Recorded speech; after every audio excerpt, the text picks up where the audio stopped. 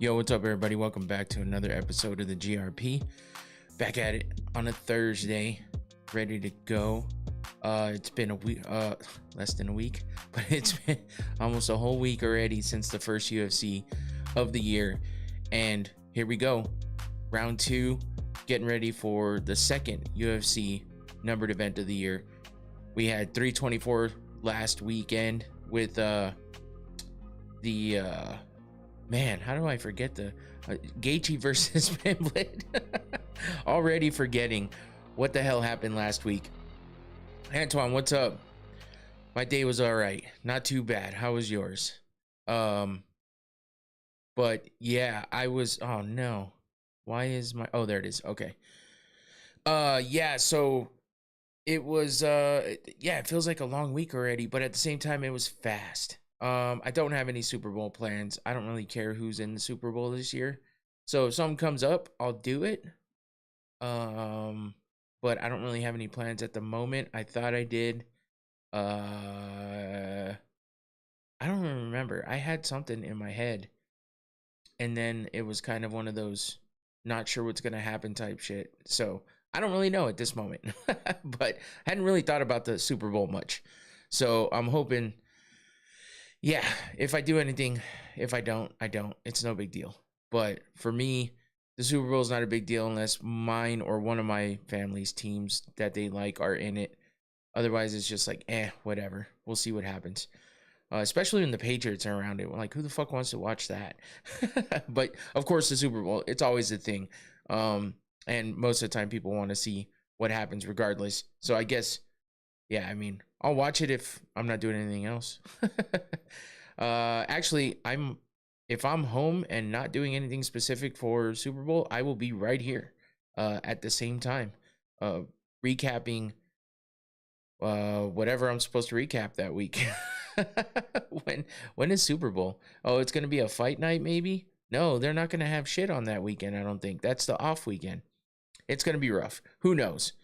You got my mind all going, Antoine, because I haven't thought that far ahead yet. But I have thought about what's happening tomorrow. So we will, of course, get to UFC 325, which is what's happening on Saturday. Right off the bat, I'll tell you, we are going to have a watch party, like I said. So I will be here. I should have a full room. I've got confirmation from all the guys. I'll have Mr. Golf and Glory. Clark will be here, as usual. Josh, one of the other usuals, will be here. At least I think so. He didn't give me a full confirmation, but he pretty much said it. And then my buddy Marshall, he's been on one of the watch parties a while back, before we had this setup going here. So he hasn't been in here since that's happened. So I'll have a full house and in the room here in the studio, and we should be having a good time to get the first watch party of the year started. Like I said, last week I had some stuff happening, so I didn't want to take away from family time at the moment to do the watch party. So we postponed it until this week. And I wasn't sure if I wanted to do two back-to-back. So it kind of worked out. Hey, what's happening? All is good. How you doing? Welcome back, man. So, yeah, that and you know, we got a pretty damn good fight coming up here with Alexander Volkanovski versus Diego Lopez, the rematch. It was a great first fight. Volk pretty much dominated for the most part, but it was dicey in that second round. We will get to all of that shortly.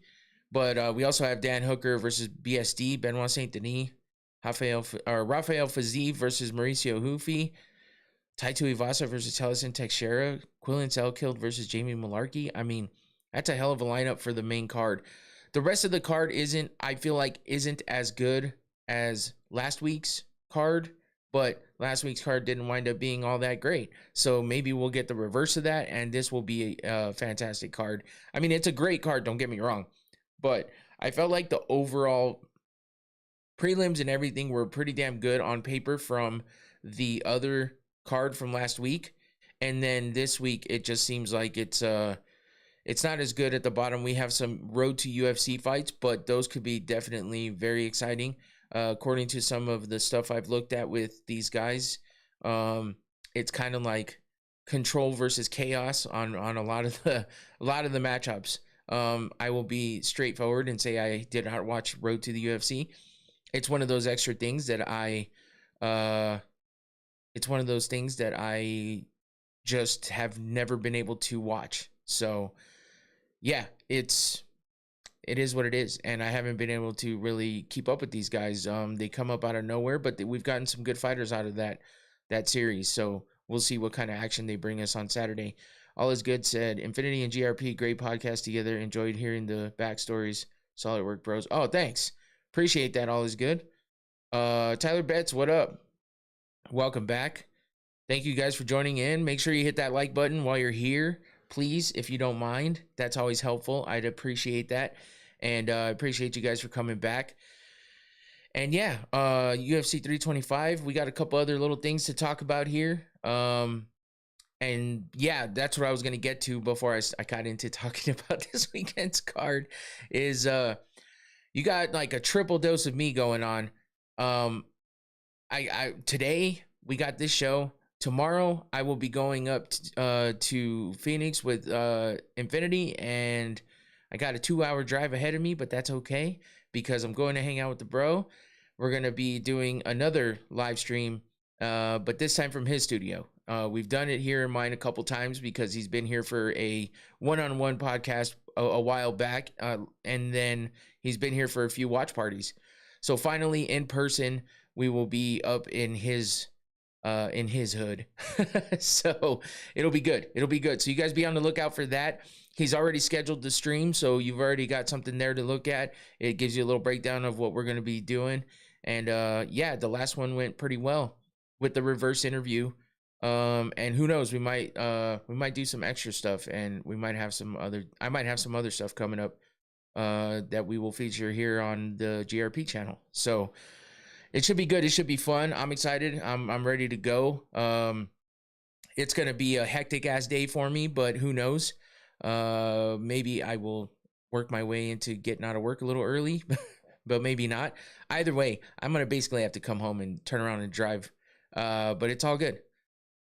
It'll be fun. And yeah, we'll be going on normal time like this. At the same time I started here tonight, we will be live on his channel. So go and subscribe if you haven't already to DJ Infinity AZ on YouTube, and catch us tomorrow live. Hit that notification bell so you know when we go live. It'll be cool. And yeah, we'll be having some drinks, and yeah, we'll have some good stuff on the way. So it'll be fun. As far as the rest of that goes, what did Tyler, what's up? There's a thing behind you under there. Huh? What are you saying? What are you doing? What are you going to do when the immortal Hoke runs wild? Oh, I didn't read oh wait, that's Johnny. Oh shit, the fucking, oh god, Josh. What's his name? Is it Josh Hokett or whatever? Hokett, man, that guy is out of fucking control. But I want to know what the fuck he's like when he's not acting a fool, because I mean, some of it was funny. I feel like he needed to scale it back just a little bit, and I don't give a shit. Like whatever he said, right? Whatever he said, he said. It is what it is. People are gonna like it. People are not gonna like it. I don't give a fuck. I get what he's doing. Again, I always say, you say the name right? Oh, okay. I always say, like, you know, fucking Colby Covington just was a little bit of a miss. He just never tied it down. He was corny. He was goofy. He's a fucking goofball. But I don't know, man. Him on stand-up, that shit ain't gonna work. He's too big of a dude and he acts too much of a fool. It's not like that real funny shit. It's like that only works in certain areas. Maybe I'm just a fucking hater. Maybe I'm just a hater. I don't know. What's happening with you, man? But he just he's one of those guys. He's a fucking try hard. Like he's trying too fucking hard. Just scale it back a little bit, man. Like it doesn't have to, like every fucking thing you do doesn't have to be like that. Tyler, I don't know what the fuck you're talking about, bro. So I'm gonna let that go. You can say whatever you want. I don't see shit. I'm not gonna turn around. You're probably just rage baiting me, but yeah, it is what it is. Hokett is he's got potential to be entertaining, but he says off the wall shit that it's like dude, we don't have to go there. Find something else. Use your talent for something else. He's got a great memory. He memorized all that shit or went off the top of the dome with it. So that's fucking dope. But hone it in, man. Reel it in. Make it fucking something that's a little bit better all the way across. And I think it would be good for him. He's a damn good fighter, I'll tell you that much. He knocked a motherfucker out with a fucking flip of the bird. Obviously. Tyler, oh, you're just trying to get me to oh fuck. What do you say when someone says under I don't know, man. When I don't know what the fuck's happening anymore, I ain't saying shit because I don't know what people are trying to get me into. And Tyler's always like laughing at me afterwards because I can't keep up. But I'm talking about something here and you're saying shit. I don't know what the fuck you're saying. Michael Chandler going to fight Josh Hogan at the White House. Fuck, man, that seems about right at this point. Michael Chandler is the most American motherfucker that ain't gonna fight at the White House, according to what everybody's saying. So, yeah, it is what it is, man. Anthony Smith versus Bo Nickel versus Usman versus Silva personality tier. Well, we know what about Anthony Smith. Boring, lame, stupid, annoying. Bo Nickel, full of himself. Entitled. Usman, his brother from another mother with the same kind of qualities. And then John Silva, crazy, weird, fucking weird. He's just fucking weird, bro. So I would say Anthony Smith, because I can handle him more than any of them. John Silva is just too crazy, but I would put Bo Nickel and Usman at a tie at the bottom and put John Silva in the middle because at least every once in a while he's all right. There you go. Quick rundown. But yeah, before we go too much deeper, let's hit up that Noctane sponsorship, of course, because they are my sponsors. And I don't have to try so hard to turn my fan off anymore because my other one was starting to make a lot of noise and I got a new one and it's got a different remote and it works better. I don't have to be like anymore. Just fucking point it and do it. Anyway, Noctane smelling salts. Red Cap is the most potent. That's what I do. That's what I like. And we'll be hitting these up tomorrow as well. But it is my sponsor for my show. They hook me up with the product. I hook them up with some promo and we're good to go. So I do like the product though. I use it all the time. Keeps you awake and alert. Lots of various different uses for it. All the same shit though. You open that cap, you take a big whiff and you get yourself right. So that's what I'm about to do right now. Let's see how this goes. Here we go. Oh, that was a good one. Whoo, that was a good one. Ooh, yeah. All right. Noctane smelling salts. Holy shit, that was a good one. I needed that shit, so there we go. Noctane, thank you for the sponsorship. Appreciate you. Tyler, okay, imagine I'm explaining something to you and I say under there. See, I know what you're doing. I know what you're doing. You're not going to get me to say it. Anyway, here we go. Thank you, Noctane, for the sponsorship, and let's just get into the show, man, because we got a lot to talk about. UFC 325 has a lot of fights on it. I want to get into at least the regular prelims. We're going to talk about all of it, as usual, but there's a couple things to talk about before that. So let's get into that right now, and let's get started. Hold on, let me take a nice sip here. That is way too smooth today. I don't know what I did different, but that shit is way too smooth and it's dangerous. Here we go. Let's get started. So we got a big boxing match happening this weekend as well. And it's a pretty decent boxing match going on for the ring. And, you know, it's happening on DAZN. I say it all the time. I do not follow boxing nearly as closely as I follow MMA. So when it comes down to it, I don't have a lot of deep insight into this, but I do know who Teofimo Lopez is. I do know who Shakur Stevenson is. Two big names in the boxing world. They're fighting for the Ring Magazine and WBO World Super Lightweight title. Unfortunately, it's a boxing match. Tyler. Man, I thought I was a hater. Tyler's a bigger hater. I get it, man. But yeah, boxing, it is what it is. And there's some pretty decent fights going on. That is your main event, Teofimo Lopez versus Shakur Stevenson. It's a 12 round, 3 minutes each round. happening at 140. We got Teofimo Lopez, who is the defending champ. You're not a hater. They would box his ass. Let's see. Oh, CST, what up? Lopez versus Shakur could be incredible boring. Yeah, I mean, yeah. The names are there, but is the performance behind it? That's why I don't cover boxing too much, because I don't have enough time to watch all this shit. I wish I did. My boy Phil, CST News, CS Today News. That I'm trying to say the name there, but I know CST or Combat Sports Today. Man, those guys follow everything. I wish I had the attention span to fucking do that, but I don't. I can barely keep up with the MMA shit. So they run circles around me in that chat, and I'm just like, my head's spinning, and I'm like, I ain't even got nothing to say.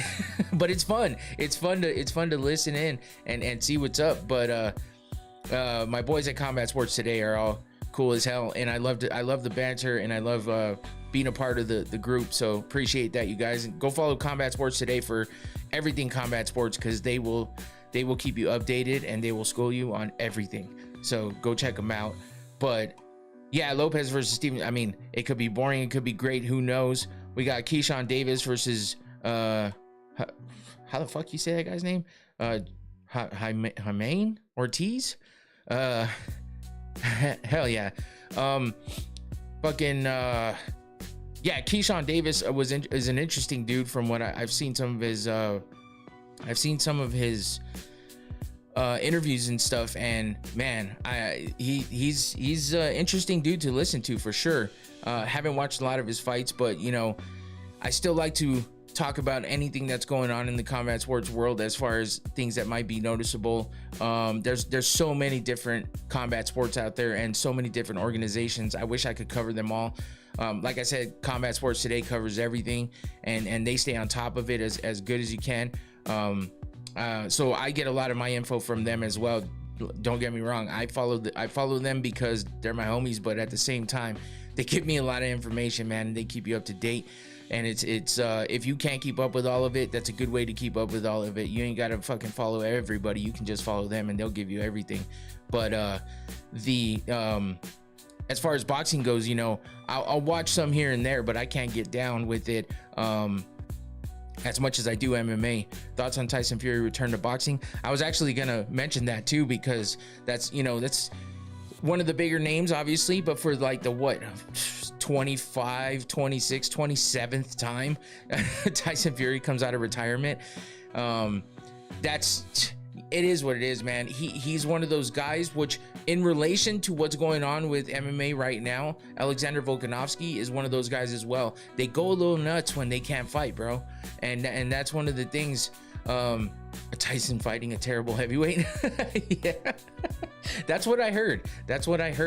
But I mean, at least he's not coming in fighting a killer. Maybe he gets one fight under his belt and then gets one of those big names and brings in a bunch of eyes. Who knows? We'll see how he looks though, man. You know what I'm saying? Because like every time he comes back, it's a toss-up. But it's like, how many times do you come back? Quit fucking retiring. Just take a long break and just be like, hey, when I fight, I fight. What the fuck are we doing? You're not a champ, so you ain't gonna be ordered to fight anybody. Right? Am I right? I mean, I think that's how boxing works. But yeah, it's weird, man. He's so many retirements. It's ridiculous.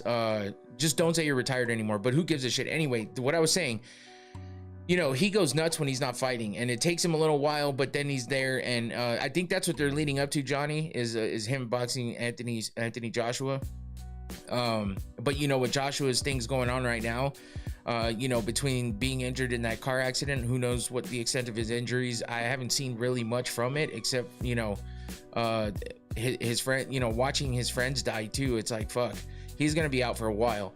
So you never know with Joshua, and I think that's what they wanted to do. But with all that happening, now he's gonna fight, as CST said, fighting a terrible heavyweight. I can't even talk.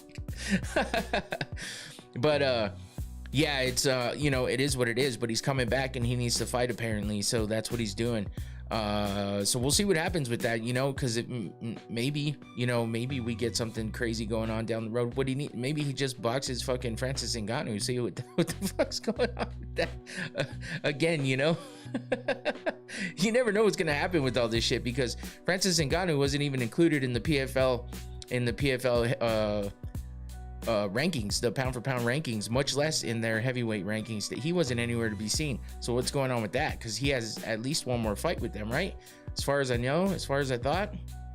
But I'm still angry we never got Wilder versus Joshua. Yeah. Who would have won between Crawford versus Mayweather? I don't know, man. That's one of those ones that's tough to tell. Like I said, I don't have enough insight into boxing to even say. I know they're both pretty technical and tactical fighters, so I think it'd be a close matchup for sure. I'd be going for Crawford, that's for damn sure. But the way he fought against Canelo, David Benavidez should carry the torch after Canelo retires. Yeah, Benavidez is dope, that's for sure. What the fuck just happened here? Hold on, I got distracted because something. Oh, okay, something like flashed out over here. It's just some damn ads. Yeah, I'm wondering when Canelo's going to retire, though. That's the thing. How much more is he going to keep going? Is he going to do the retire, unretire shit? Like Tyson. Nobody's done it as much as Tyson, but is he going to do that same shit, or is he going to go away and stay away? I mean, but what else does Canelo do? I don't know.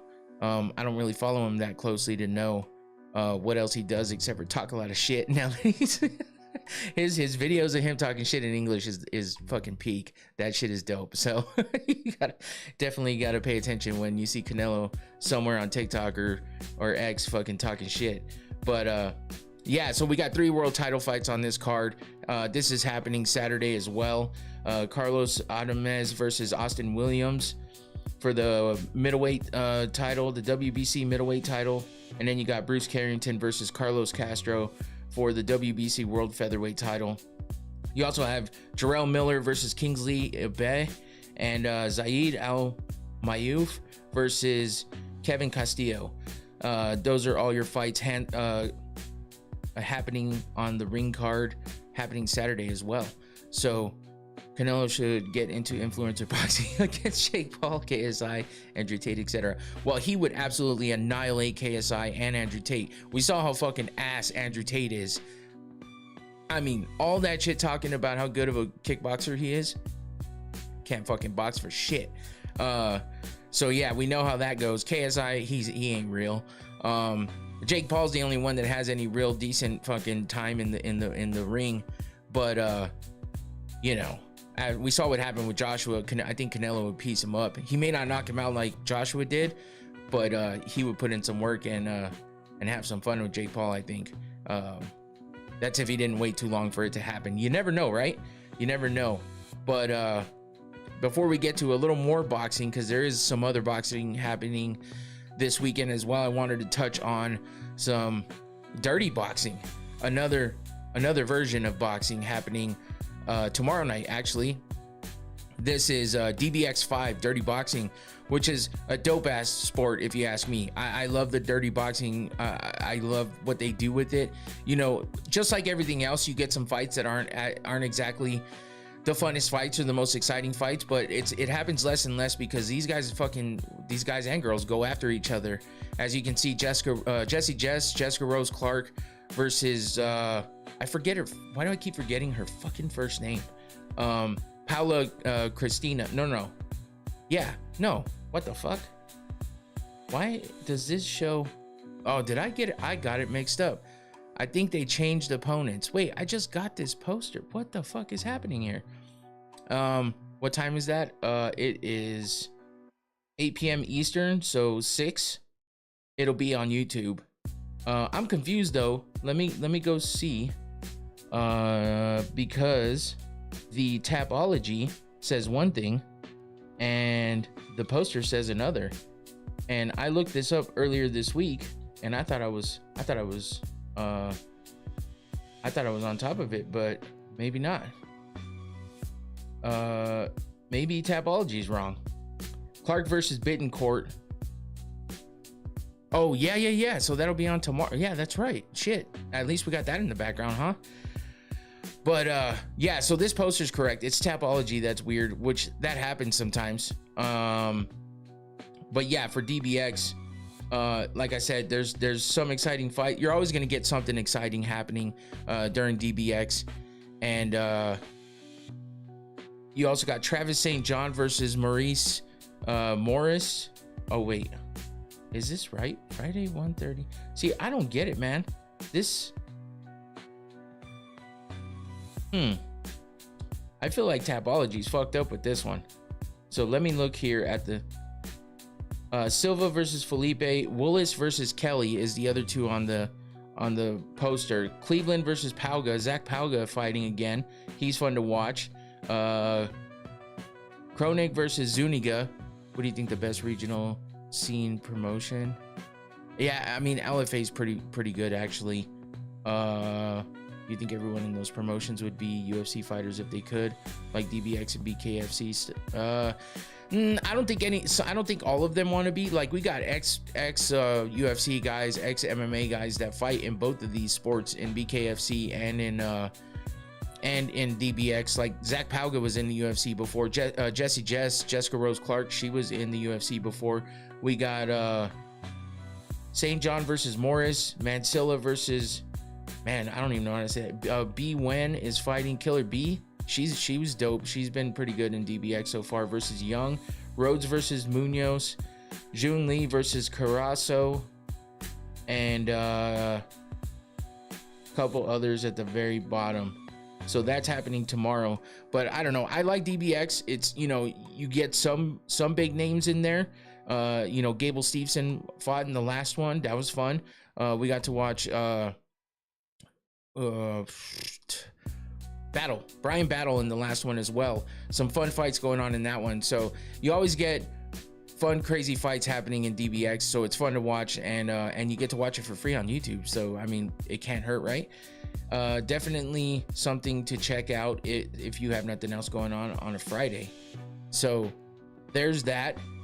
And then we go back to traditional boxing, and that would be Zuffa Boxing Z02 happening on Sunday this week. Last week it was on Friday. This week it's on Sunday.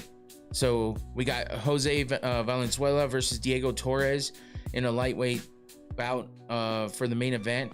The co-main, Cyril Bahauchuk versus Radzab Butayev. Fuck, man, these guys all got some crazy names. Holy shit. But yeah, I mean, I don't know if anybody's been following Zuffa Boxing. I haven't heard too much about it. I haven't heard that it was horrible, but I also haven't heard that it was the best thing in the world. Of course, all the pundits and shit have shit to say about it. We got Mr. Cokehead himself, Oscar De La Hoya, talking mad shit, but that's what he does because it's Dana White run, and so he's gonna talk all kinds of shit. I saw a video of him saying Zuffa Boxing, that they were gonna come in and shake up the boxing world, but all they did was come in with a copy and paste of what we've been doing for 100 years. I was like, damn. Bro is kind of cooking on that a little bit. But I mean, if the UFC comes in with Zuffa Boxing, if Dana White comes in with Zuffa Boxing and changes things up in a major way, it's not gonna happen overnight. And not too many times does it happen overnight. Even the UFC didn't happen overnight, as we all know. But it's crazy enough to know that he finally got Zuffa Boxing on the jump off and ready to go, and we're on our second event already. So will I tune in? I don't know. I'll have to wait and see, but I have yet to watch any of it. I didn't even get to watch the last one. But I dedicate my time to MMA and this show. So when it comes down to it, I only have so much time.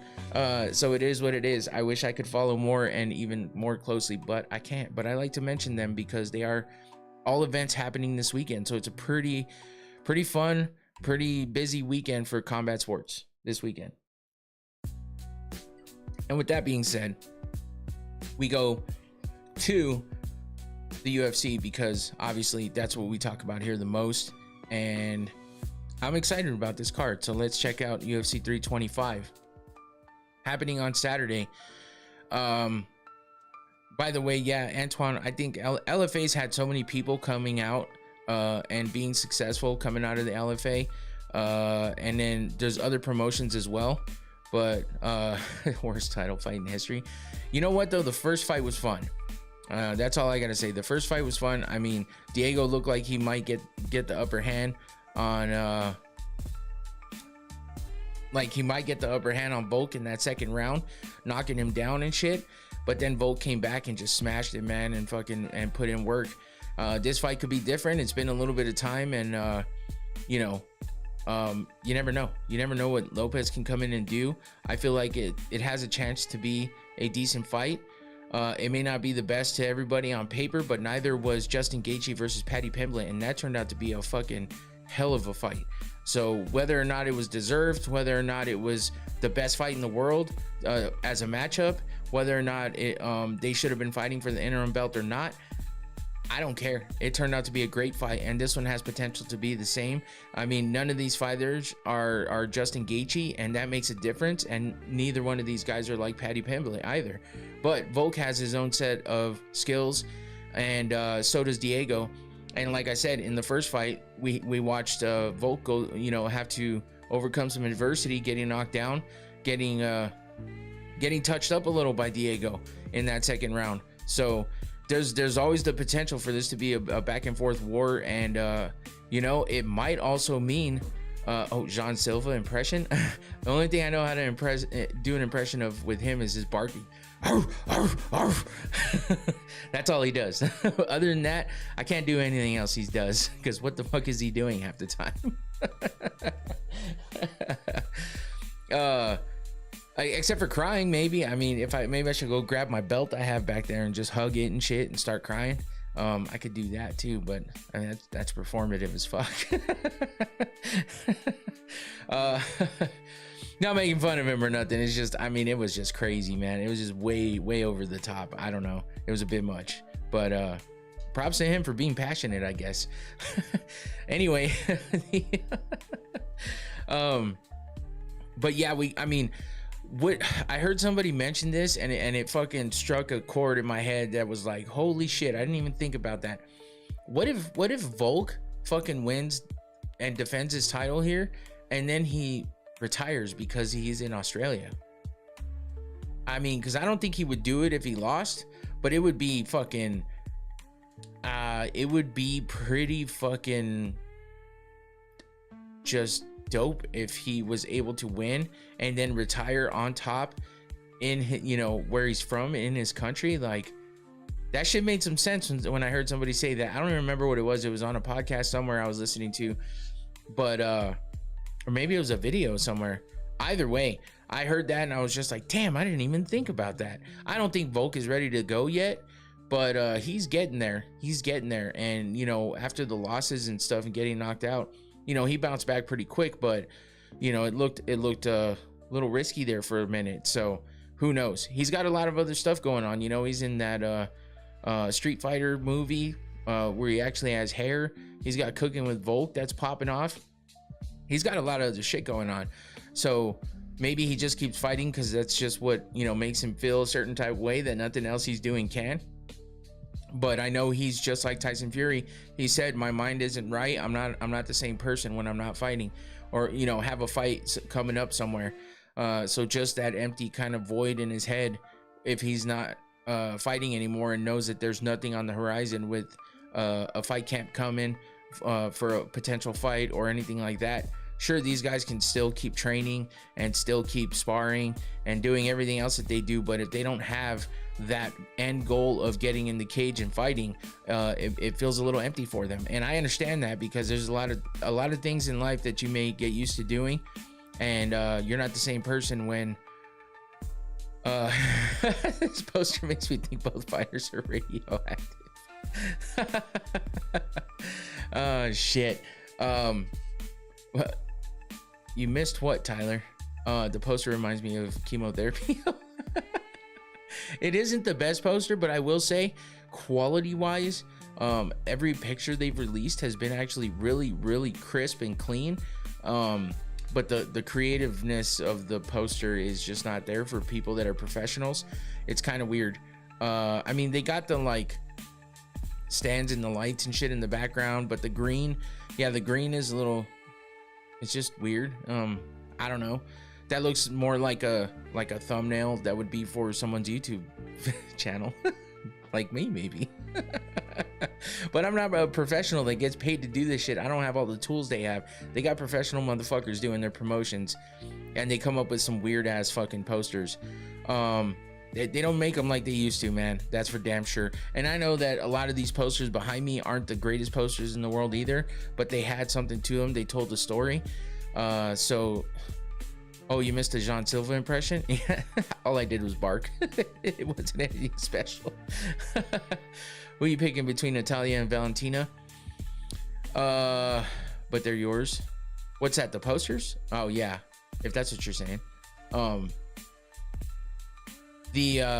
Silva, if Silva fights the way she did against Rose, she's getting beat easily by Valentina. Even though Valentina hasn't been explosive and exciting in her past few fights, I think if she even feels a bit of a threat from Natalia Silva coming in with the streak she's been on and stuff, maybe she turns it up a notch. Maybe that's what she needs. But I don't know that Silva has what it takes to beat Valentina if she fights the way she did against Rose, because I don't understand that fight. She's doing dance moves in there, and we all know Valentina likes to dance too. So Rose equals ring rust. I don't even know if it was that though, man. Like, what's Silva's excuse though? Like, why did she not fucking get in there and do something? It was just somewhat of a forgettable fight. And then come to find out, I didn't even realize it when the fight was happening, that Rose got poked in the eye a couple times. And while, you know, she must not have complained about it, obviously, but you know, it was bad enough to where she has to have surgery. She has to have a tube between her nose and her eye or some shit like that. I think Valentina's age will show in the fight, 38 years old. Maybe that's what's happening with her. Maybe that's why she's slowed down a little bit and hasn't been as explosive and you know, hasn't been as overly active in the cage like she was before, throwing all the, you know, high risk strikes and shit. Maybe her age is catching up with her. Maybe she's just complacent and is just going through the motions at this point. I don't know. But yeah, I don't think Silva has a chance if she fights like she did against Rose. But you know, we've seen Rose be really, really good at times and then really, really bad at others. This fight wasn't as bad as the one that she lost in her title the last time against Carla Esparza, but it was pretty bad. And I hate saying that about Rose, but maybe she's slowed down quite a bit because of the eye pokes that I didn't even realize happened. But it is what it is. I don't think Silva has much of a chance against Valentina if she fights the way she did against Rose. I've said it like 3 times, I know, but that's the way I feel. I guess I'm never gonna see that Sean Silva impression. It was hard enough for me to do it the first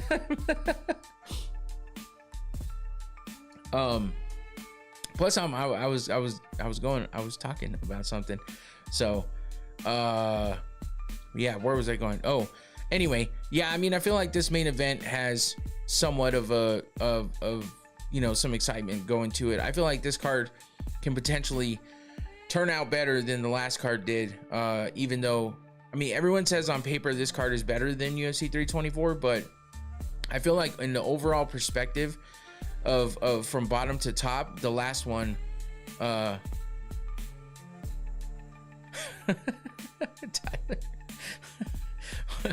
I feel like this from the bottom to the top, that card was better on paper. This one has the road to the UFC fights on it, so it's a little bit unknown about what might happen, but we saw some fireworks with the women on that when that happened a while last year, so you know, it has potential. So I guess we'll just have to see. So let's get started and talk about those road to UFC fights. We got Aaron Tao versus Namsai Bayar. Holy fuck. But this Tao guy looks insane, man, with the tats all over his face. Yeah, I mean, he's of course as chaotic as he looks. He's pressure heavy with the striking, and he's I don't know. I guess he doesn't have the best defense really, and you know, he kind of stays in there when he shouldn't. He doesn't look for the exits. He doesn't really have a lot of big defense, but he's again a heavy striker, a lot of pressure, and yeah, that could win him the fight. But Bayar, a little more technical, and you know, he's kind of a little more tactical as well. So we'll see what this matchup brings up. You know, you got chaos versus composure, I guess, and with the power of Tao, we'll see if he can stop Bot Bayar. We got Tao, he's 11-1. Bot Bayar is 9-1. These are their first official UFC fights. Bot Bayar has won, I think all these guys have won 2 fights in the road to the UFC leading up to this, and that's kind of how it's going to go for these last 4 fights. Again, I wish I watched Road to the UFC. I knew I had seen this Tao guy somewhere. He was on Dana White's Contender Series before, but he lost to Elijah Smith, who was the guy that did the crazy powerbomb slam Rampage style that I gave the KO of the year last year. So but yeah, Tao has won one fight by TKO and 1 by decision in the road to the UFC. So we'll see what happens here between these two. We also got Suling Grangbo versus Louis. Fuck, man, these names are tough. But Suling Grangbo, oh my god, did I do that? No, I got that right, sorry. 10-3. Louis is 7-1. That's happening in the bantamweight division. Then in the featherweight division, we got Nakamura versus Sisley. 10-1 for Sisley and 7-1 for Nakamura. That's happening in the featherweight division. And then Dom Marfan versus Sang Wook Kim. Kim Song Wook. Holy shit. That's the lightweight bout happening there. A lot of these fights look like it's some similar matchups, man. One guy's the aggressor, the other guy's the tactician. There's not a whole lot that I can really say about them. Pronunciation, man. Yeah, there's not a whole lot I can say about them because I didn't follow this series, which makes it tough to break it down. Didn't have a lot of time to go back and watch all these fights. It's one of those overseas type shit that you know, you really have to seek out, and yeah, but these guys usually put on some shows. You can probably, I'm sure we're gonna get at least 2 out of these 4 fights being hella interesting and exciting. So that's kind of what happens when we get these matchups. So those are your earlier prelims. Let's move on to the regular prelims, where we got Khan Ofley versus Yiza. Starting off those prelims with your normal UFC bouts. This is happening in the featherweight division. We got Ofley at 13-4, Yiza at 28. What did I put? 28-5. Shit. About to make me sober, man. Khan Ofley's good with the clinch work, and he's a kind of a gritty type fighter. So when he's got to be on the chase, though, that's when it gets a little tough for him, and he looks like he gets frustrated and stuff. So Yiza is one of those guys that's a little bit faster, fluid striking and movement, and his timing's on point. So you know, he lands good clean shots and stuff like that too. So we'll see what kind of fight Ofley wants to fight, and if Yiza decides to try to make him chase him, it might give him some problems. But Ofley, he's gonna try to turn it into, you know, a grinding fight, and we'll see if Yiza lets him do that. So that's your first fight there. You got Jonathan McAuliffe versus Oban Elliott. Oban Elliott is always fun to watch, and he's one of those guys that tries to like cut promos on the mic too. So But his are kind of funny. He does it in a paying homage to like Chael Sonnen type shit, you know. So it's not as crazy as Hogan or fucking Covington, and not as cringy. It's just some entertainment, and you know, he doesn't keep it going the whole time. It's not like he's got to play a character every time he's in front of a mic. So that's what makes it a little more tolerable, you know what I mean? But he's 12-3. Mikhailov is 8-1. And you know, Elliott, I think he's coming off, let's look real quick. He's coming off of a loss to Soo Kyung Ko back in June of last year. But entering the UFC, he went 3-0 with 2 decisions and a TKO, which was that badass TKO versus Basil Hafez, where he got the performance of the night bonus. But then he turned around and suffered a loss against Ko. So that was a unanimous decision there.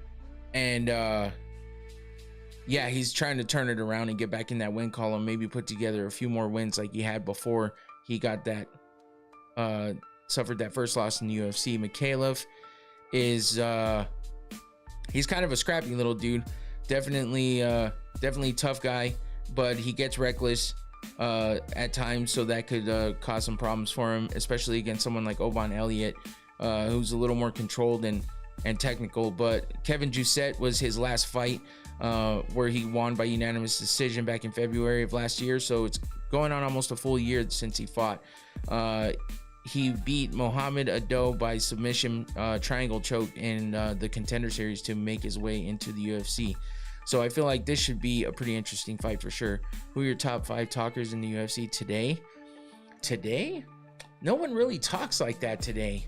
So it's tough. I mean, because the guys that do talk, I don't really like them. We don't have, like, as much as I don't want to say I didn't like Conor, but as much as I was annoyed by Conor because he's beating all the guys that I like, his shit talk game was on point. And but there's nobody that really talks like that these days. I mean, sure, Hogan is, you know, getting a lot of attention for the shit that he's saying, but that's because he's just saying off the wall bullshit. And you know, he's making it his entire persona instead of just a portion of it. So his entire career is gonna be him just being a fucking, you know, just talking shit of random shit. I don't know. I prefer guys nowadays not to talk. It feels forced. Yeah, I mean, when it feels forced, for sure, I prefer them not to talk. You know, it's cooked when Islam Makhachev is a top 5 talker. Goddamn, Tyler. Oh, hell no. But it's not far from the truth, man. It's just, I mean, Arman Sarukian says some funny shit too, but his demeanor's a little weird and off. Top 3 main: Bo, O'Malley, Anthony Smith. I mean, I would put a top 3 of what though? Or is that what do you? Ilya, Patty, Josh, Juliana, and Ian. Josh who? Ilya is good with some of the shit that he says. Patty is good. I will say that. Patty is good with his sausage and mushroom comments is hilarious. But Juliana Pena is fucking annoying. She's on the level of Triple C. So I hate to say that, but Ian Machado Gary, yeah, he's pretty good, but he's kind of got that like I'm too good for everybody shit talk, and it's a little bit annoying sometimes. O'Malley is just goofy. He doesn't talk a lot of shit, but he says a lot of things that's kind of funny. But he's just a fool like that. I mean, just the way he acts in his videos that he makes for TikTok and stuff. He's just goofy. Oh, Josh Hogan. Okay, got you. The middle of that list right there is no. The Jays don't do it for me. Anyway, back to this. We got Jacob Malkoon versus Torres Finney. Torres Finney's 11-0, man. He's definitely one of those guys you got to watch out for. You know, he's trying to extend that undefeated streak. Ilya, Patty, Manel Kopp. Oh, Manel Kopp. Ugh. Makhachev and Josh Hogan. Okay. Manel Kopp is one of those guys that goes too far too, and it's like too far in the way that you're just like, dude, shut the fuck up.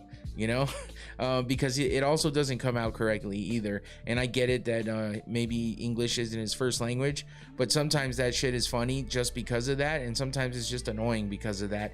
And Manel Kape falls in that category, unfortunately. He's a good fighter, though. I'll give him that, except for that fight against Makayev. Therese Finney, though, is 1-0 in the UFC with that split decision win over Robert Valentine, but he's still a fun guy to watch fight. Looking to extend that undefeated record to 12-0 over Jacob Malkoun, who's 8-3. Malkoun is coming off a win over Andre Petroski with that TKO back in March of 2024. So it's been over a year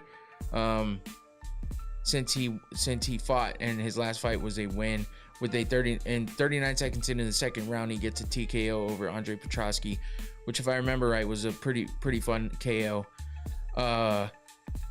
Finney's like that. He's real athletic. The dude's cut as shit, as you can see, just even in that top portion of his body there. But he's always looking for that early finish. But you know, he can go the distance as well, as we saw with his last fight. Malkoun is more of a wrestler, a grinding wrestler. Suffocates his opponents, puts a lot of pressure and control. He's not that great on the feet, so that's what makes this interesting. It's kind of a relentless scrapping versus like scrappy, stand-up fighter. Can Malkoun kind of drag it to the ground and put Finney in compromising positions and get him into deep waters? That might be the only way for him to win. Otherwise, if he lets Finney get a hold of him early, it's going to be one of those quick fights that ends quickly. But we'll see what kind of adversity Therese Finney's willing to get into and try to survive if Malkoun gets him to the ground, and we'll see if he's improved that ground game a little bit. He probably would KO Izzy at this point. Oh, you're talking about Manel Kape. Izzy probably smack him with his dick with how little he is. I'm just kidding. Uncle I have #1 talker, brother. Finney was brought back on the DWC like 3 weeks later and got a KO in the first round. Both guys are very short for the middleweight division. Yeah, that's true. I swear Finney does what he did last time I'm buying the UFC just to cut him and sue him for breach of contract. God damn.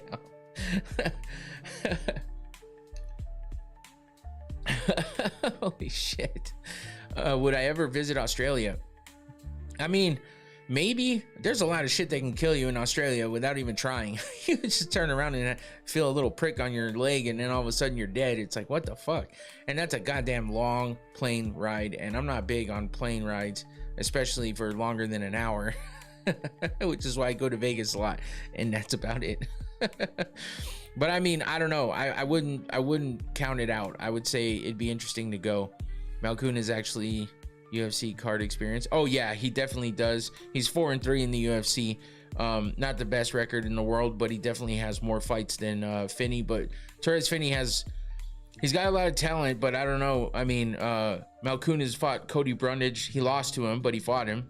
He fought Brendan Allen as well, and AJ Dobson, Abdul Razak Al Hassan. So he's got some good names. Phil Haas. He's fought some good names in the UFC, so he definitely has more experience, and that's gonna be something that we'd have to look at when fighting someone new to the UFC like Therese Finney. Only want to know, you're in Arizona, you have somewhat an introduction to Australia. That's not far from off, Shawnee, honestly. Cody Brundage probably gonna get another no contest or DQ. So Greyhound is your favorite? No, man. I just don't even go places. I'll fly. I mean, the furthest I've flown is to Chicago. I haven't gone any further than that, and that was years and years ago. But I foresee a longer flight coming up in the future. Not that I really planned it. It's not much of a vacation either. But yeah, that's a discussion for another day. But yeah, I mean, I'm still interested in this Malkoun versus Finney fight. I think it's a good matchup, and we'll see what happens with it. But next up, we got Cam Rouston versus Cody Brundage, and Rouston is Izzy's teammate, right? I believe so. Yeah. He's supposed to put on fights. You're in Arizona. You have someone. Okay.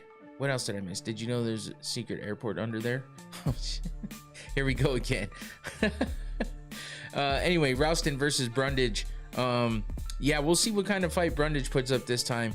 I mean, he's pretty strong and aggressive, and he has some knockout power, but he gets into messy shit, and and weird shit just happens in his fights. He has no contests and overturned fights and just weird shit happening all the time. He lost his last fight by split decision to Eric McConaughey. His last win was against Julian Marquez by TKO in the first round back in March of last year. That was a good fight for him, but then, you know, the Mansour Abdul Malik fight was overturned. So yeah, that's just how it goes for him. In here for real now, had to do my podcast. Oh, right on, Antoine. Bro's name is Za.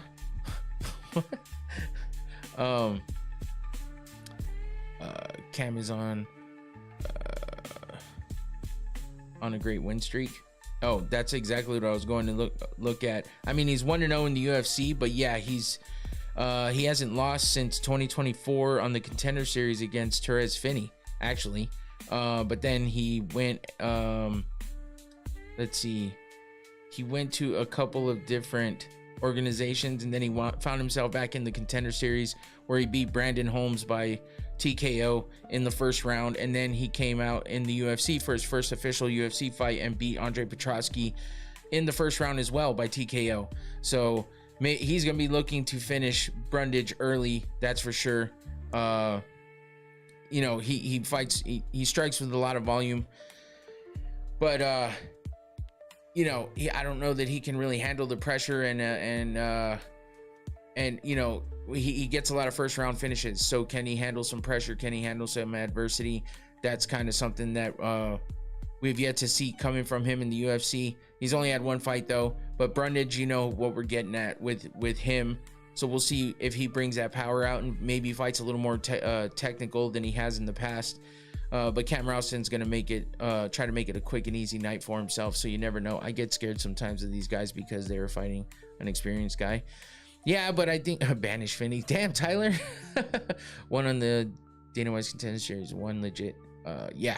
Oh, okay, cool. You were saying that as I did. I got it right for Finney. He's from Atlanta. Hell yeah. Yeah, I mean, I do remember all the hype about Finney coming in, and then, you know, that performance wasn't the best in his first fight in the UFC, but right?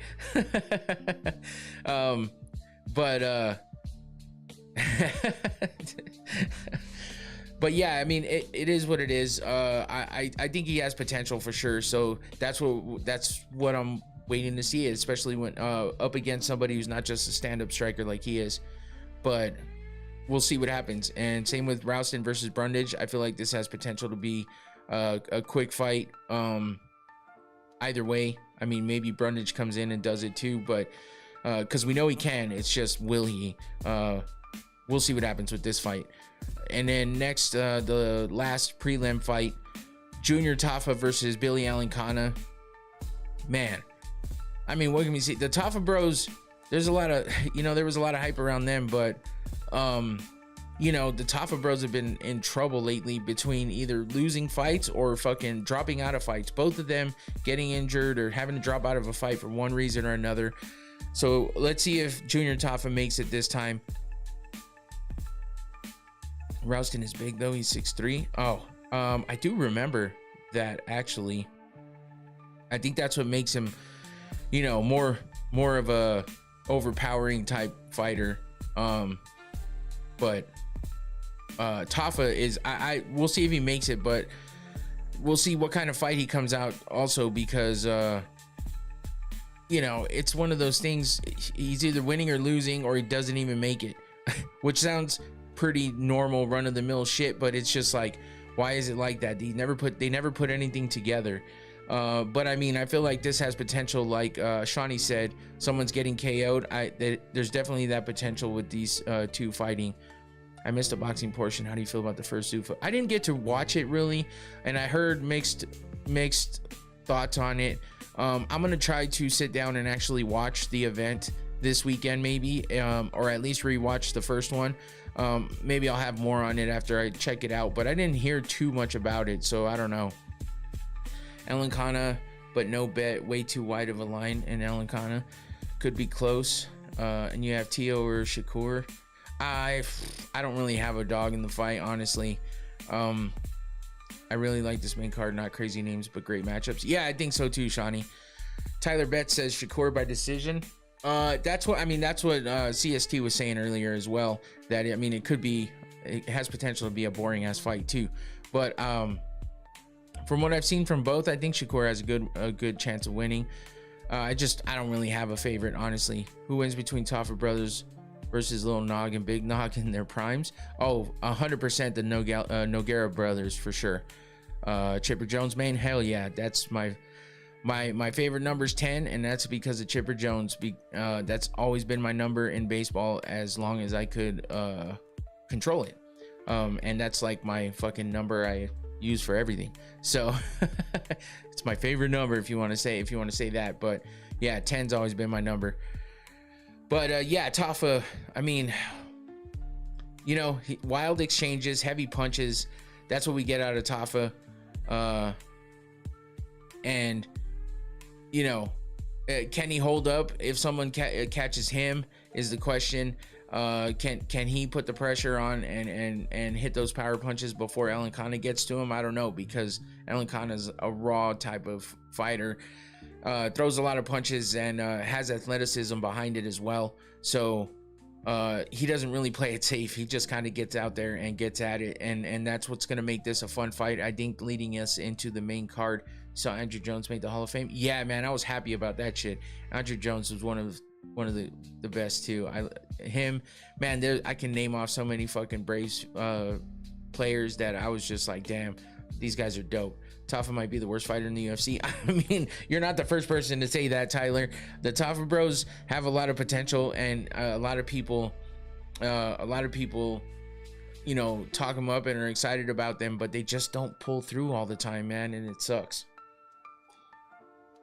My grandma just passed away. Her favorite player was Chipper Jones. You can never interrupt her during a Braves game. Oh, that's awesome, man. Condolences to you, Shawnee. That's always tough when you lose a family member, but that's cool that she was a Chipper Jones and a Braves fan, man. I like that. That's awesome. But yeah, so thoughts on Bill Belichick not making the Pro Football Hall of Fame? I could care less, honestly. Any faith in Ty? Oof. Bro, let's get to these. I'll get to Ty in a minute. Let's start with the first. Justin, please don't fall on Junior. Yeah. Oh shit. Fuck yeah. Let's not do that. Don't get fucking Taffa hurt. Anyway, let's get into these main card fights. Hold on. Antoine, here you go. Smoke weed every day. But we got Quillen Selkilk versus Jamie Mullarkey starting off the main card. Talk about fucking, man, this one could be great because we know Mullarkey to be he fights such a fucking awkward type fight, right? I feel like he's kind of reckless too, and he's just one of those dudes, like, he looks goofy. Thoughts on Captain?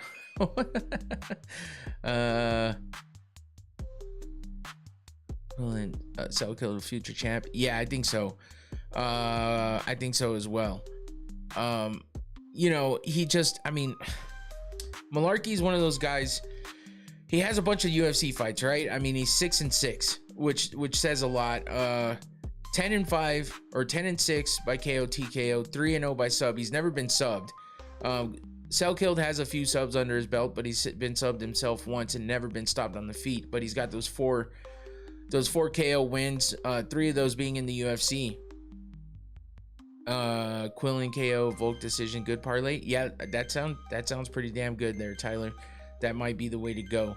But yeah, I mean, Mullarkey's coming off a win. He's got a lot of fights. He's got a lot of different ways that he's good in a lot of places, and he's definitely been through some battles. I guess he's more like a counter striker. I think maybe. He puts on some pressure too, but you know, counter striking is good for him, and he throws a lot of strikes. He's got some KO. He's got double digits in KO TKO wins, and that's a big thing. He is durable. I've seen him get hit a lot, and he gets through it. But Quillen Selkill, man, the way that he's been knocking people out, it's a different thing with him. Because he's gotten some big knockouts. And did I mess that up? Hold on. What the fuck did I just do here?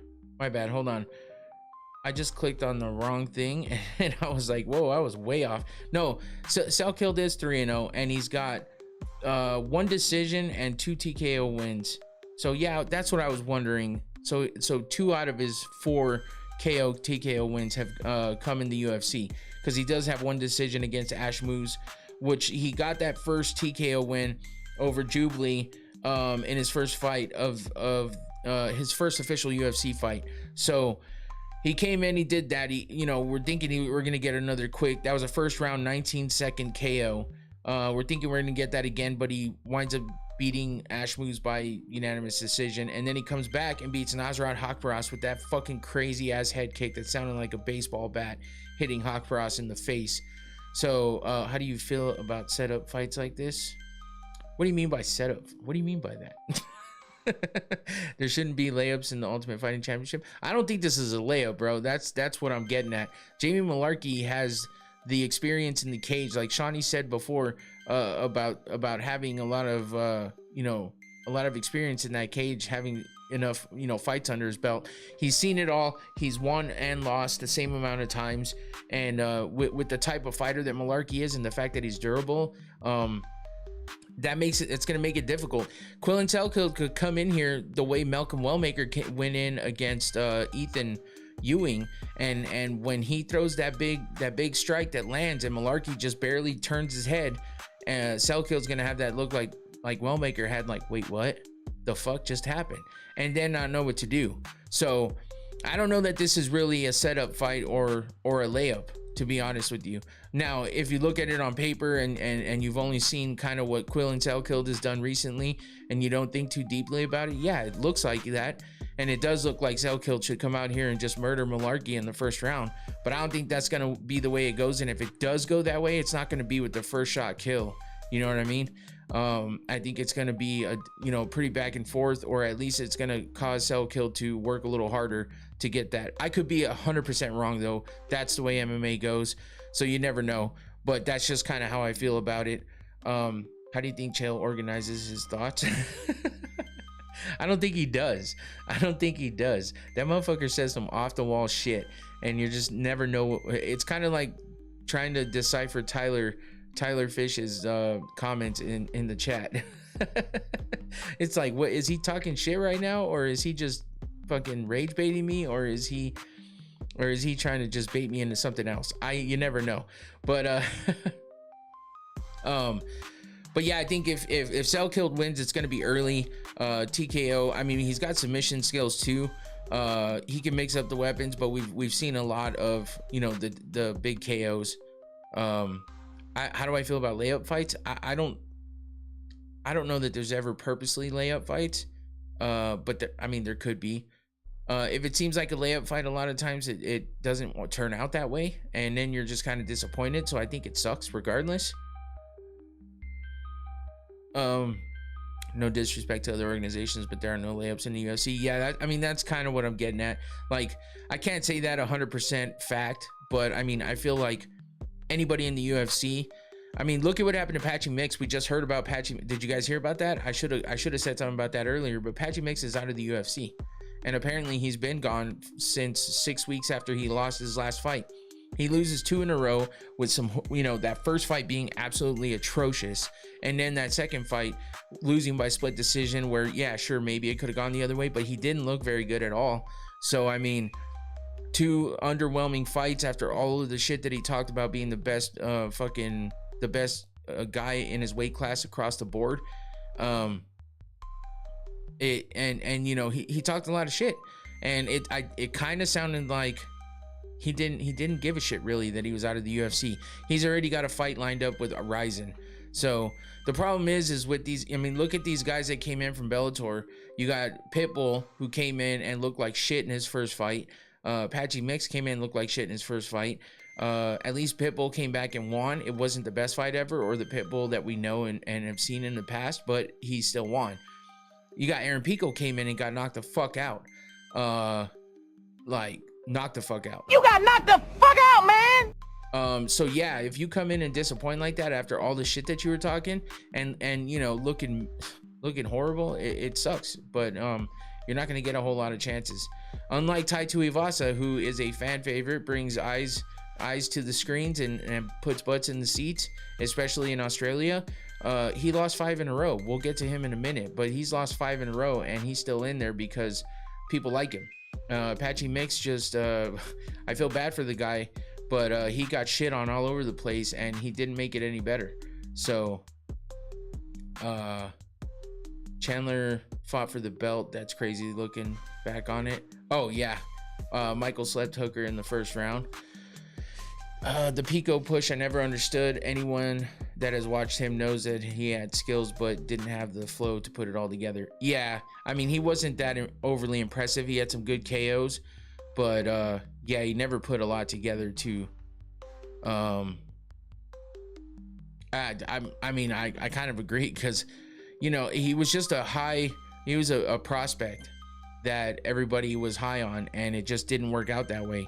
So I feel like I feel like he had the skills, but maybe he should have maybe jumped. I don't even know if I could say that. I don't know. I feel back and forth about Pico. I think from what I hear, he had a lot of wars in the gym, and maybe he should have tied his training down a little bit better, and maybe not gotten into those wars. So he left a lot of himself in those gyms, and I think that affected his career. So it's going to be tough, but we'll see. Maybe he bounces back like Pitbull did and slowly makes his way into you know, into something better. It's possible. UFC capitalized on his overhype. Yeah, and proved that it was overhyped for sure. So let's get into this next one. With Selkilled and Malarkey, I mean, I think it's going to be a tougher fight than normal for Selkilled, but I think he has good potential to finish this one in the first round, if not early in the second.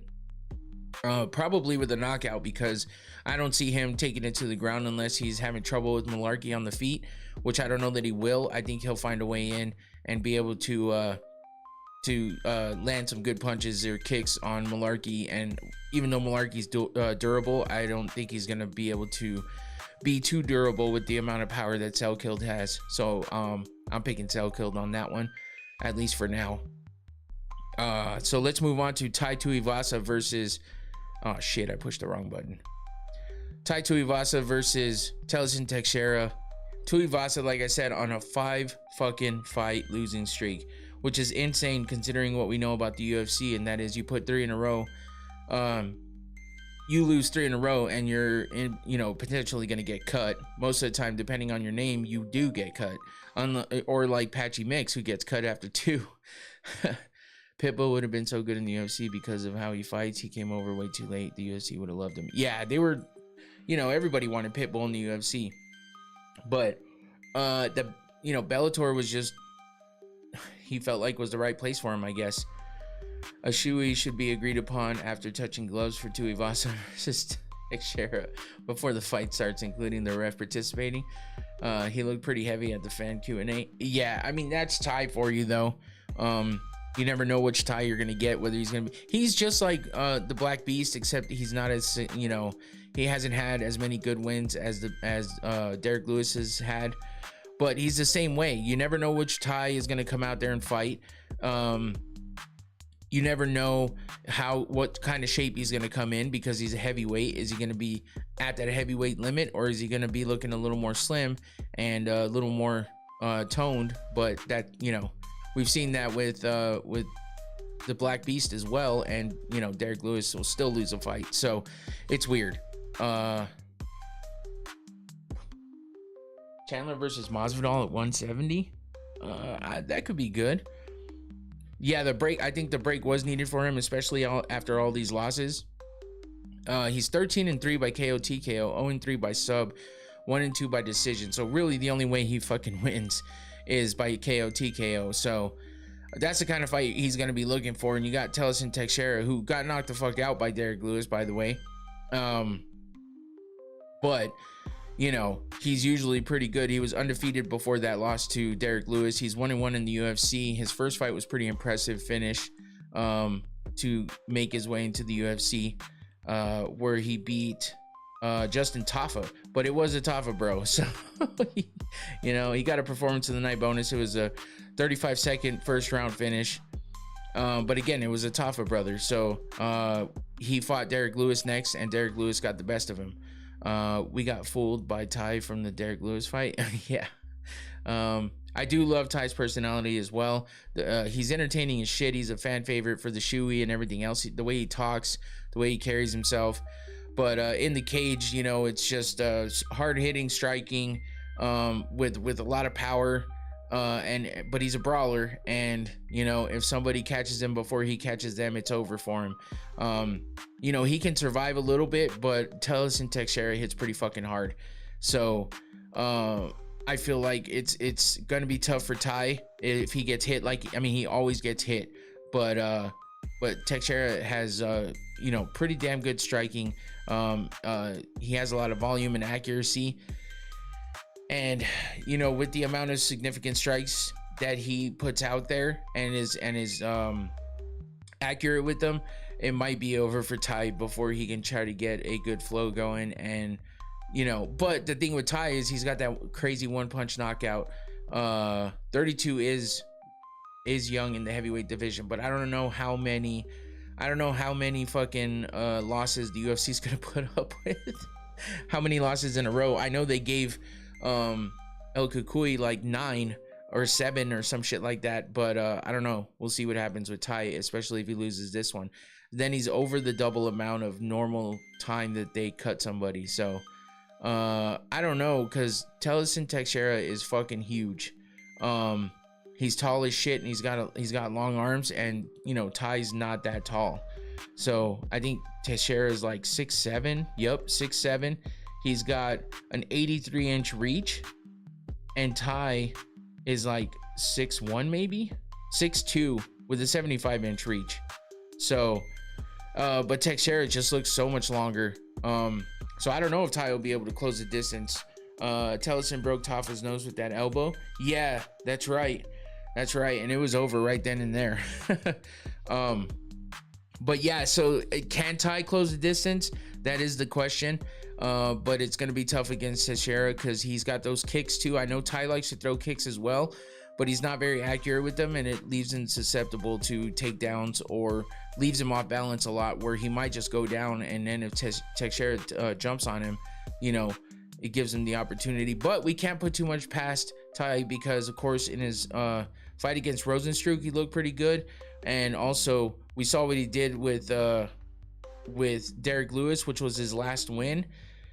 He got that win by TKO in the second round, and then he came back against Cyril Gane and fucking knocked Cyril Gane down, and we kind of thought he was gonna get that win, but he turned around and lost in the third round by TKO, because then when he started to get tired is when Cyril Gane's athleticism came into play, and Cyril was able to get the best of him. So that's, you know, Ty has the power and he has potential, but it's just what Ty's going to show up, and what is Tellison going to be able to do before Ty can get anything off and get some confidence behind what he's doing. That's really the biggest thing. So we'll see how quickly Tellison can jump on and frustrate Ty, as opposed to how fast Ty can get a good power shot in, because we saw Tellison Teixeira go down with the big power of Derek Lewis. So hi Anita, welcome in. I don't think I've seen you here before, but welcome in. Appreciate you for checking out the show. What if they extend his contract instead of cutting him? I mean, I could see it happening. Like I said, maybe they give him one more chance and say, if you don't win at least one fight in the next 3 fights, then we're gonna have to cut you. You know, that might be the way something goes, but we'll have to wait and see. there is potential for fireworks in this one, as we've seen both of these guys be able to knock people out quickly and in an exciting way. So let's move on to another fun fight. So, I mean, all these fights on the main card are really fun. Quillen Selkill versus Jamie Malarkey, Taito Iwasa versus Telson Teixeira, and now Rafael Fiziev versus Mauricio Hufi. I mean, shit. We definitely have a great main card here. The live weigh-in show is about to be at night. That's lit, not gonna lie. Yeah, I know it was weird that the press conference was yesterday too, because normally it's on today. So, but you know, being in Australia, everything is different and changes. So, yeah, we got Fiziev versus Hufi. Now, this one is definitely going to be interesting because we saw Mauricio Hufi coming off of that loss to BSD, and you know, he got subbed in the second round by rear naked choke. So after what he did to King Green with the crazy wheel kick knockout, you know, we thought for sure it was going to be fireworks with BSD, but BSD kind of got the best of Hufi, and now Hufi's been training with Volkanovski and everybody over in Australia. From what I hear, I'm pretty sure that's what I heard, or I know he's been training with somebody else, got away from the fighting nerds. So I know that like there was things going around about the fact that Jean Silva like unfollowed Hufi on Instagram and like some other shit. So, you know, drama. But we'll see if the change up for Hufi makes a difference coming off of his first loss in his career.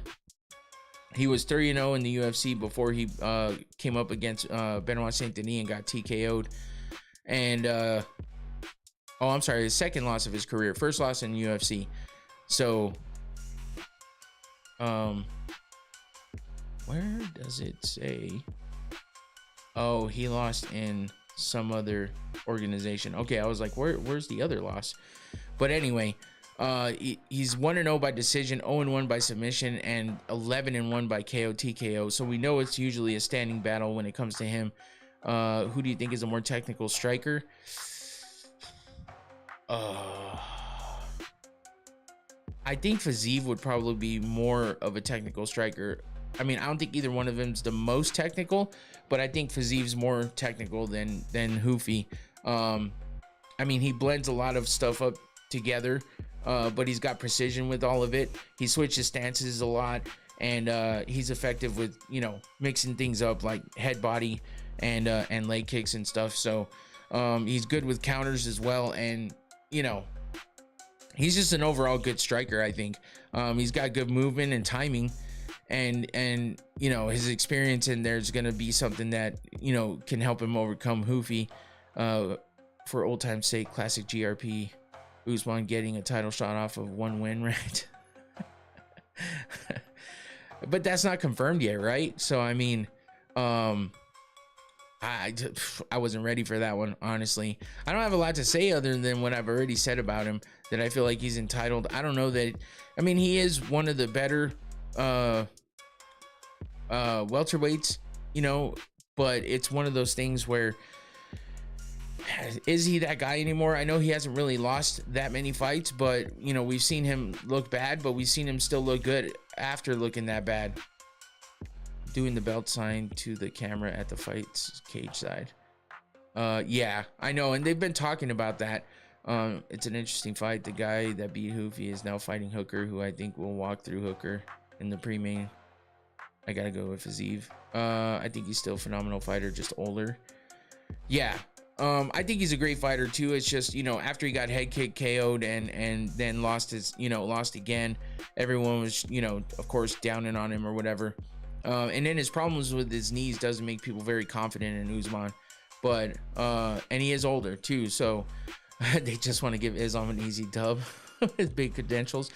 You know, like I said before, I don't know that the UFC really gives layups, but they'll defend it by the fact that warm up for the bigger welterweights. That's more along the right lines. You know, warm ups again, that says something different, but it could be true, honestly, because like you said, big credentials. That's the perfect person. Former champion, long reigning champion, and someone with a big name. That is a sexy thing for the UFC to see, to give it someone like Islam, who's looking to not be the guy that's just fighting lower level guys that are coming up, but fighting guys that are legit in that weight class. So that's not a bad point, honestly, Tyler. I got to give you that one. So, but yeah, I mean, this one I think it's fun. We got 7-4 for Fiziev. While he's lost a few fights, he's never lost by submission. 4-2 by decision, coming off a win. 8-2 by KO TKO. And let's look at who he's coming off the win over Ignacio Bahamondes. But before that, he was on a 3-fight losing streak.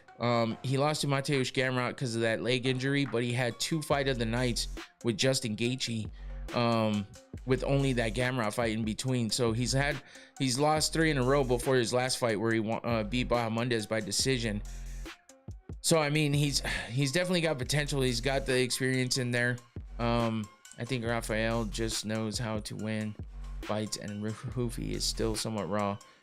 No, I mean, I think Hoofy showed that a little bit in his fight against BSD, because of course BSD is more of a upper level, top tier fighter, at least a little more upper level than Hoofy is, even though we saw him lose to Poirier. But I mean, that's a tough fight regardless. Do you think it's fucked up how Hoofy left, or that's the business?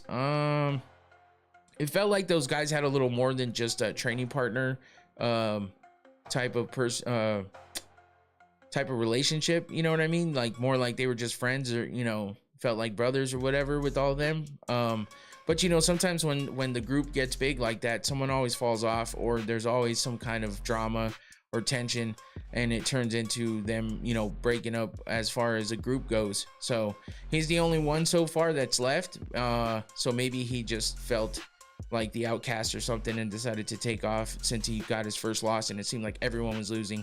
But that could also be a shit thing, is that he left because everyone was losing. You never know.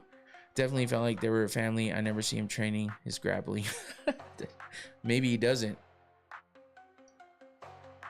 He's only got one fight that was finished by sub, and that was him losing. So but yeah, I think maybe he just felt like he needed a fresh start. So but yeah, that's about how that goes as far as this fight with them, Fiziev and Hoofy. Like I said, Hoofy with that wheel kick on King Green, that was crazy as shit. And then he comes back and loses, which it's just shows how quickly you're on top and fall all the way down to the bottom as far as in the eyes of the fans. But we know what Hoofy is capable of, but we've seen the grit and the effectiveness of what Fiziev can do as well, with the big fights against Gaethje both times, and what he's done to other opponents, like RDA and shit. So he's got good cardio and durability too. So can Hoofy use his power and his striking to get the best of Fiziev and overwhelm him with that shit? Or can Fiziev, can he kind of be more the technical fighter and pick Hoofy apart and be able to take him into deep water and finish him, later in the rounds? That might be the way it goes. He's just got to watch out for those kicks of Hoofy, because he's got long legs and he can definitely sneak those kicks in there. I think Fiziev doesn't have one punch knockout power, so that might be something that hurts him a little bit in this, because Hoofy, we've seen knock people out with his kicks and stuff. He's vulnerable early against heavy hitters. Hoofy can definitely do that and be a heavy hitter early, so that's something to look out for as far as Fiziev goes too. But once he kind of establishes himself, I feel like that threat goes away a little more. He's a little more locked in and technical. So yeah, it's just one of those things. I think Hoofy just not grappling a lot and not having all the experience that Fiziev has might be where his fight IQ might be too low at the moment compared to Fiziev to be able to get what he wants done early, to where he doesn't get drugged down by Fiziev and worn down and broken. So it's going to be a fun one. I think it's going to be exciting regardless of how it goes. And it's definitely a good fight to bring us into the co-main. And that is going to be a banger itself. Dan Hooker versus Benoit Saint Denis. Whatever happens, I don't want to see another nerd MMA group member screaming at a belt shot. So I really can't stand Dan Hooker. I'm sorry for people that love him. I'm kind of curious as to why. I mean, I get, you know, people do love Dan Hooker. This fight should have been 5 rounds. It's saying that it is. Oh no, 3 5s. I'm sorry. I am being dyslexic. Yeah, it is only 3 rounds. It would be a sick fight, 5 rounds, but you know, maybe the sense of urgency kicks in with both of them. You think any of Dan's fights could go in the Hall of Fame? Maybe. I mean, he's had plenty of fucking bangers. That fight between him and Dustin Poirier in the Apex, one of the few fights I really enjoyed in the Apex, because you could hear every punch, and it was insane sounding. But you know, he had the fight with Gamrot where he got the fight of the night. That was the last time he won. He lost to Arman Tsarukyan in his last fight by submission. But he had that crazy fight with Dustin Poirier, which he lost.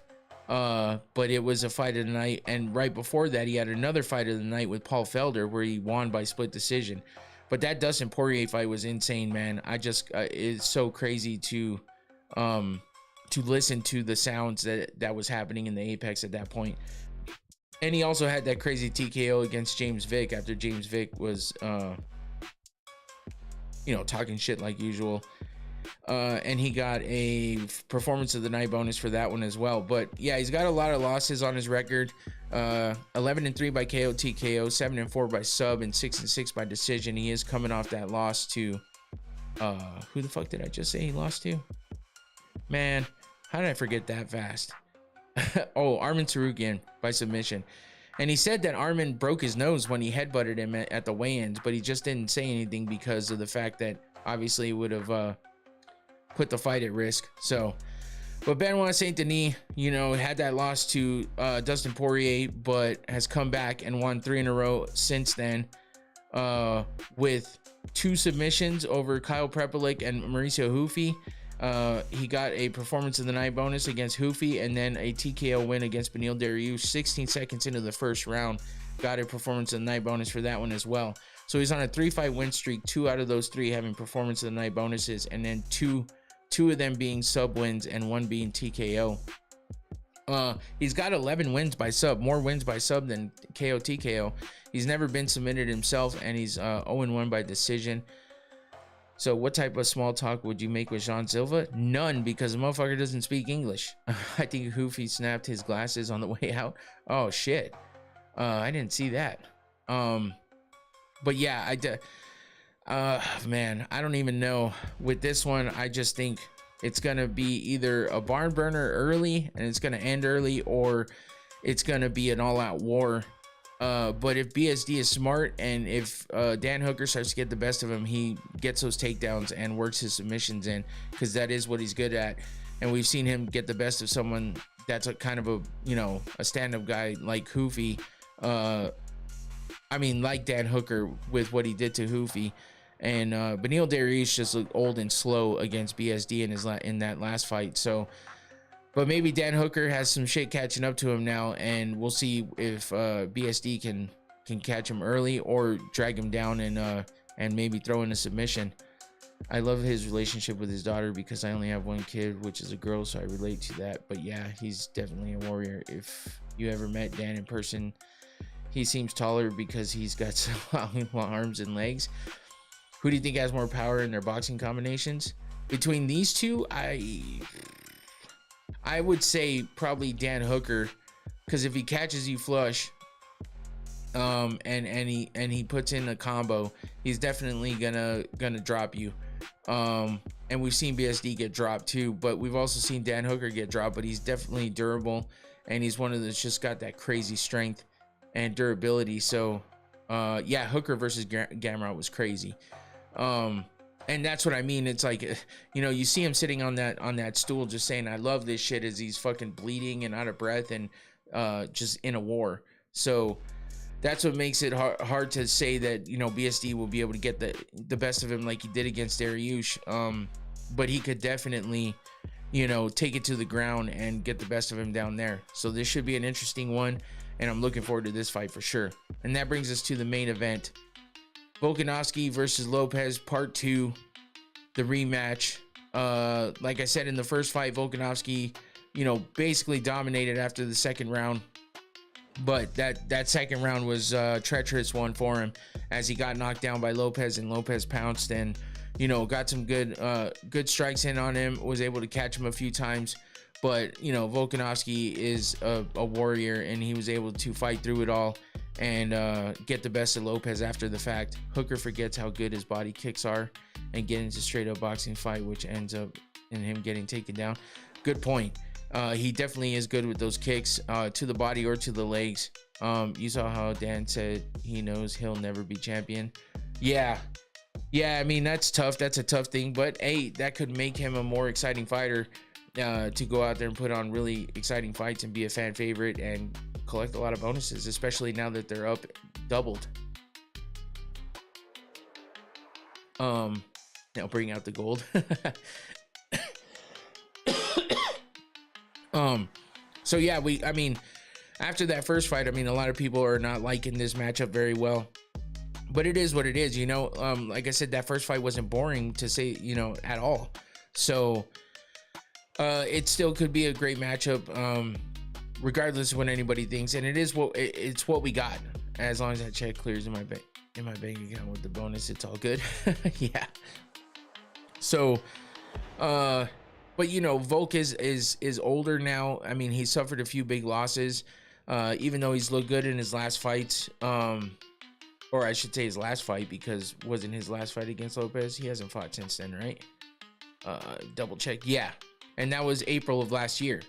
So, you know, he got knocked out by Islam. He got knocked out, or I'm sorry, yeah, he got knocked out by Islam, and then took that fight against Topuria, like what, 4 months later? That was just dumb.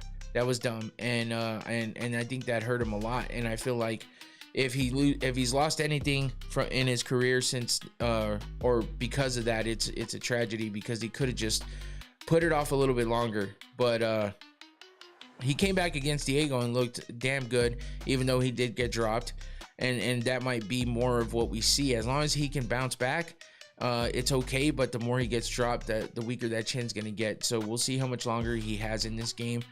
But like I said earlier, he's not great with not having a fight. So I don't think age applies to legends in sports.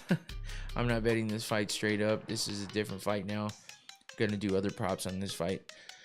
Yeah, I get that. But yeah, with Volk, it's like, how much longer is he gonna fight? But at the same time, you know, how much longer is he gonna fight? Because I don't want him to go out like Ferguson or anything like that, but he loves to fight, and he doesn't do well if he's not fighting, but he's got a lot of other things going on. So you know, that's what I was saying earlier. So it might be a thing for him, but you never know. I mean, it would be cinema if he just gets a crazy great, you know, win here and then retires in Australia. That would be sick. But I also don't want to see him go yet. So I don't know, I'm a little bit torn. He hopped back in there versus Ilya because the second Islam loss was eating away at him. Yeah, but it was not smart to do that. It was just not smart to do that. Doesn't matter why he did it. Wasn't smart for him to do that. So we'll see.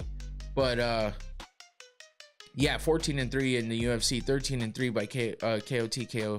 He's never been submitted, but Diego Lopez has 12 submissions under his belt. Also 11 wins by KO. So he's well-rounded. He's definitely got the opportunity to do both things.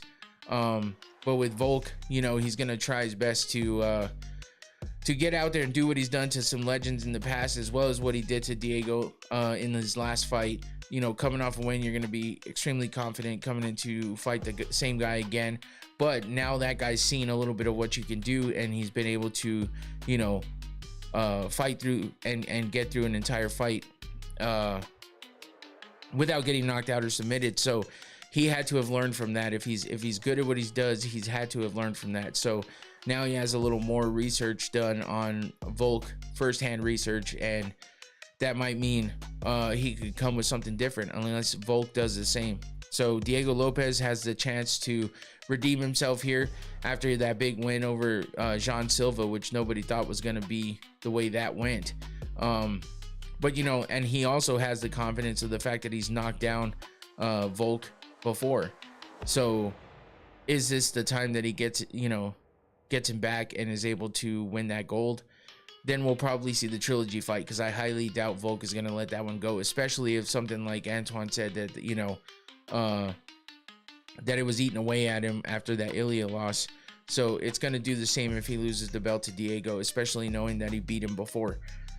So that's the thing that's going to make the difference. How hungry is Volk going to be? How much did Diego learn?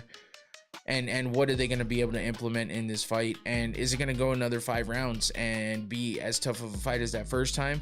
Definitely going to be entertaining no matter what. I don't see any which way it's not going to be entertaining, but there's always that chance that they nullify each other and it becomes boring as shit. But I'm pretty sure that that's not how this is going to go. I have high hopes for this entire main card and the main event. I just don't think age is a good thing for featherweight and below.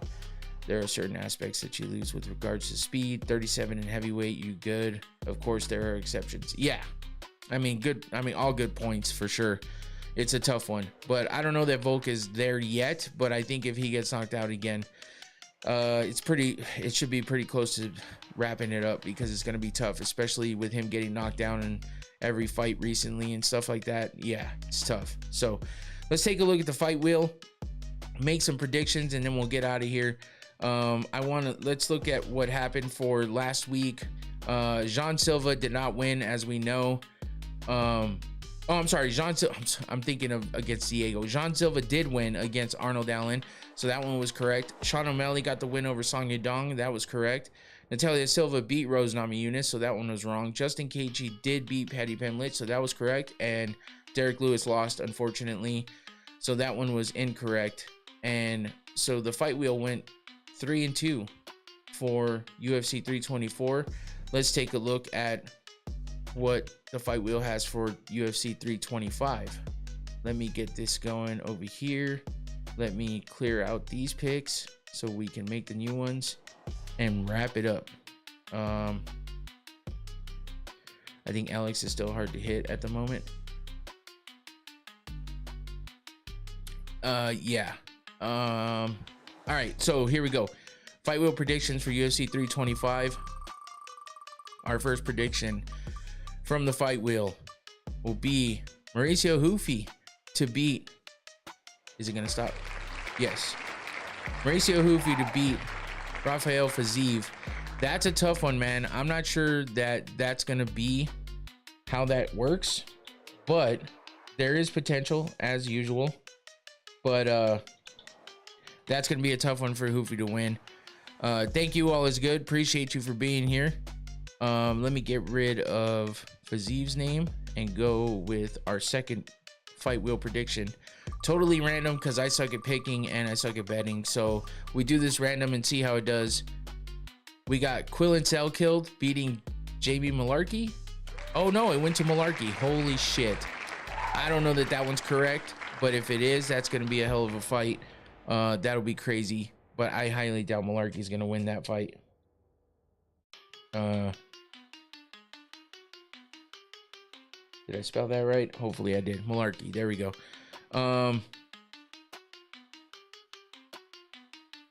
I will say the reach advantage doesn't matter because Lopez doesn't use his reach the right way. Volk throws long punches, which can catch you at any distance. Yeah, that's a good point. I think I might have missed that one. Okay, there we go. All right, so Malarkey to beat Selkilde. 1, 2, 3, 4, 5, 6. All right, 3 more picks to go. Fight wheel prediction for UFC 325. Oh shit, Tai Tuivasa to break that 5-fight losing streak against Tellison Teixeira. That's going to be a tough one to, you know, bet on, that's for sure. But if Tai can beat Tellison, that would be a great win for him to get out of that nasty losing streak that he's been on. All right, 2 more fights left. Coincidentally, it is the co-main and the main, right? Yeah. Oh shit, Volkanovski to defend his title The Fight Wheel predicts Volk to defend his title and beat Diego Lopez for a second time and continue being the featherweight champion. There goes that one. And now we got the co-main event, last fight from the Fight Wheel predictions. Let's see what we got. Benoit Saint Denis to beat Dan Hooker. That is not far-fetched.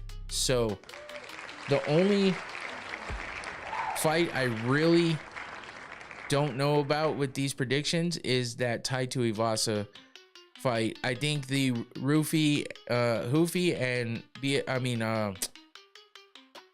Fiziev fight, that one's tough too. So I'm not sure about that one. We might go Malarkey too. Yeah, what the fuck? I think Selkild's gonna get this one for sure. But so yeah, we might go 2 and 3. We might go 3 and 2. I don't know, but I doubt we're gonna get all these picks correct here. So those are your Fight Wheel predictions. Hoofy to beat Fiziev, Malarkey to beat Selkild, Tuivasa to beat Teixeira, Volk to retain his title and beat Diego Lopez, and then BSD to beat Dan Hooker. Those are your Fight Wheel predictions for UFC 325. And that about does it for me. I appreciate all of you guys for being here. I appreciate you guys for jumping in and giving your input as well. It's always appreciated. And you guys make the show fun. So make sure you hit that like button before you get out of here, if you don't mind, please. It helps out the channel and just lets me know that you like what I got going on here. And if you're not subscribed already, please do as well. Thank you, 78 Northwest. Appreciate you for always supporting. And yeah, make sure you guys tune in tomorrow. DJ Infinity AZ, go follow his or subscribe to his channel and catch me on his show tomorrow. I will be live in his studio in person, so that'll be fun. We got a lot of cool things to talk about, so check that out. Also, thanks, Shawnee. I appreciate you. I'm glad you got to jump in and catch more of it this time. But and then also on Saturday, live, when the UFC 325 goes live for the main card, we will be live here in the studio. I got 3 guys in here with me, hanging out, having some fun, having some drinks, talking fights, and reacting live. So check it out and watch along with us. Thank you, Antoine. I appreciate you. Who you got winning the World Series this year? Man, I'm always going with the Braves. Always going with the Braves. Fuck the Dodgers. Wishful thinking or whatever, but always repping the Braves and fucking fuck the Dodgers. Anyway, that's it for me. Watch tomorrow at DJ Infinity's channel. Watch on Saturday back here for the Watch Party podcast for UFC 325. That's it for me. I'm out of here. Take it easy. Peace.